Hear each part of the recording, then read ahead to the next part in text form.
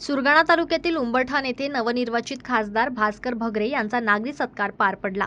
12 जून 1987 रोजी उंबरठाण जवळील वांगणबारीत forest officer, SRP आणि पोलीस यांनी फॉरेस्ट प्लांट धारकांच्या जमिनीवरील पिके आणि शेती नष्ट करण्याचा प्रयत्न केला।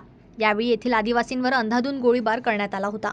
या संघर्षात मार्क्सवादी कम्युनिस्ट पक्षाचे कार्यकर्ते लक्ष्मण बागुल यांना गोळी लागली आणि ते हुतात्मा झाले। त्यांना आदरांजली अर्पण करण्यासाठी सालाबादप्रमाणे यावर्षीही जाहीर सभा घेण्यात आली। नाशिक जिल्हा किसान सभा आणि महाराष्ट्र राज्याचे शेतकरी नेते माजी आमदार जे.पी. गावित यांच्या नेतृत्वाखाली ही सभा पार पडली। या जाहीर सभेत प्रथम इंडिया आघाडीचे नवनिर्वाचित खासदार भास्कर भगरे यांचा भव्य नागरी सत्कार करण्यात आला।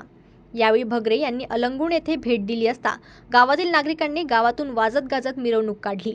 यावेळी अलंगुण ग्रामपंचायतमधील लाभधारकांना खासदारांच्या हस्ते स्वयंपाक गॅस वाटप करण्यात आले।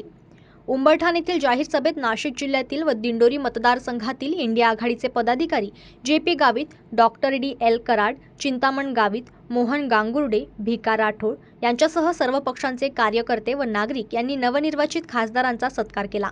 याप्रसंगी हुतात्मा लक्ष्मण बागुल यांच्या कार्यांची आणि संघर्षाची माहिती देत आदरांजली वाहिली।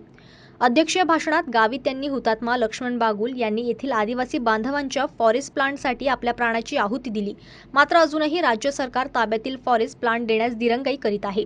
यासाठी संबंध फॉरेस्ट प्लांट धारक आणि येथील आदिवासी बांधव एकजूट झाले पाहिजेत। एकजुटीतून शासनाशी दोन हात केल्यास शासनावर दबाव आणून हक्काची 2.5 हेक्टर जमीन आपल्या नावावर करू शकतो। ज्या दिवशी आपल्या ताब्यातील फॉरेस्ट प्लांट मिळेल ती खरी श्रद्धांजली हुतात्मा लक्ष्मण बागुल यांना आपण देऊ, असे सांगितले।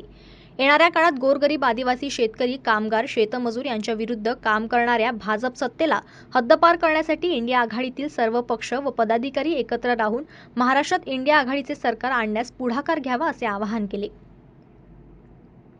जनमत लाईव्ह न्यूजसाठी बोरगावमधून लक्ष्मण बागुल यांची रिपोर्ट।